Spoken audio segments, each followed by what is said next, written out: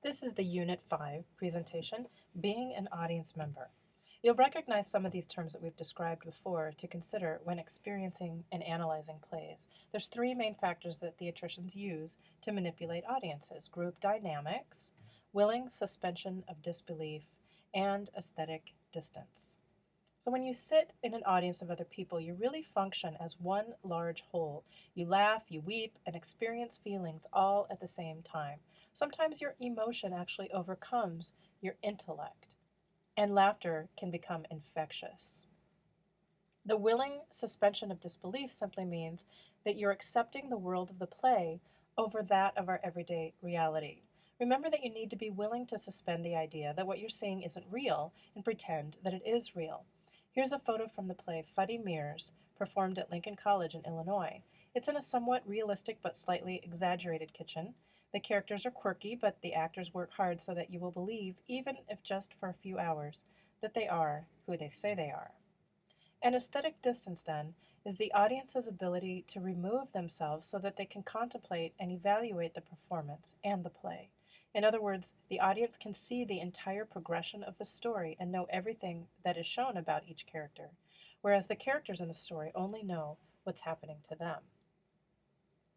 There's two main modes of theater, and everything you see that's a theatrical performance will be one or the other.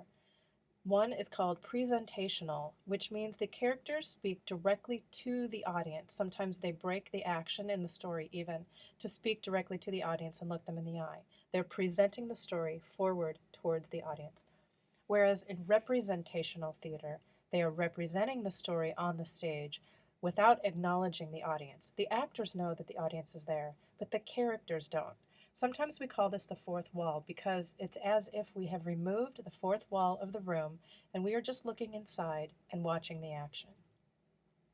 Bertolt Brecht is a name I want you to know. He was a famous theatrician in the early part of the 20th century in Europe, and he had a major effect on the way we think about storytelling.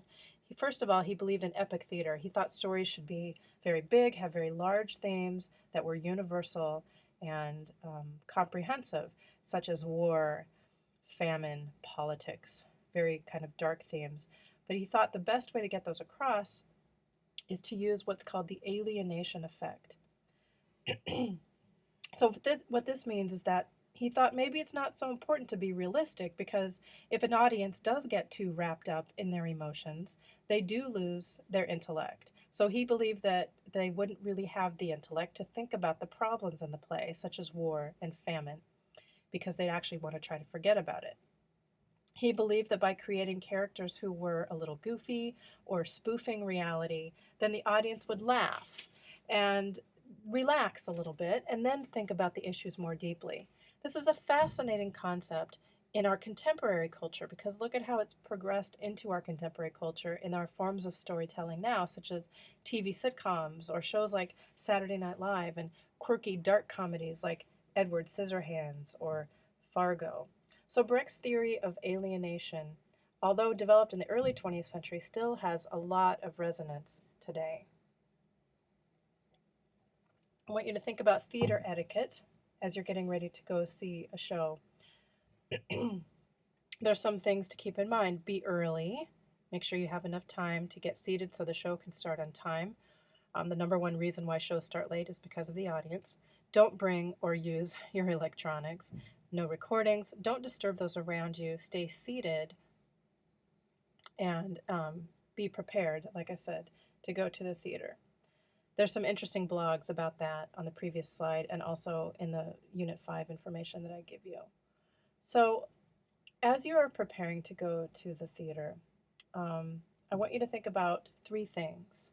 Well, actually, a few more than three things. First of all, check your local listings to find out what you want to go see. Reserve and buy your tickets in advance. Keep in mind that these are probably going to be non-refundable, non-exchangeable, so be sure of your date and time when you buy them. Read some previews of the play, see what other people have said about it, or some reviews. And a very important point is to think about what you want to wear. We always do this every day anyway, but ask others if you're not sure, ask the box office. Read the program that they give you when you first get there, because a lot of times this will have important information about the play, the history of the playwright, why they wrote the play, why the director chose the play, what the director thinks about the play. This is all great stuff as you're getting ready to watch it and as you're getting ready to write your paper. And of course, you want to analyze and discuss afterwards with those you went to see the show with, so you can put it in context and maybe also bounce around some ideas you want to write about. Here's three main things to think about as you're getting ready to write. What is the artist trying to say? How did they do it? How well? And was it worth doing? So, what was the message of the play? Do you think they got it across? And is it relevant, in other words? So, let's talk about a critique versus a review, two kind of different things. Critique is more academic, it's more thoughtful, it discerns between just the popularity of the show and the actual quality of the show. It includes more discussion points, and it covers all of the elements, not just the play itself, but the whole environment. Also, all the elements that you want to talk about as far as technical stuff. Whereas a review is usually used more for just informing audiences so they can be prepared for what they want to see. Sometimes theaters will use it for marketing. They'll use newspapers and blogs as the main audience they're looking for. And it's more of a synopsis or a critical evaluation. So here are some pointers in writing an effective play reaction paper. Follow the guidelines in the assignment resources tab. Write in the narrative, so paragraph form, introduction, body, conclusion. Use the provided questions as a guide. Just answer the questions as specifically as you can that I provide for you. And describe why you felt the way you did. Not just, yes, I did think that, but why? What made you think that way? Give details. Be specific like you are in your discussions that we have on Blackboard. Avoid simple judgments, just like I like this or I didn't like this. Describe why and be able to defend it. Describe what you saw, for example, in a particular moment in the play, how you interpreted that event, and how it fits within the whole of the production.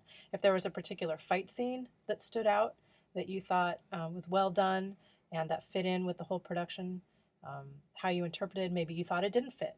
Maybe you thought it didn't make any sense. So talk about specific moments in the show and how they affected you. And of course, proofread. The writing lab is free and here to help you. Have your roommate proofread it, your mom and dad. Sometimes your eye makes the corrections for you and somebody else can catch typos better than you can. Doesn't mean you're a bad writer, just means you need a little help reviewing it.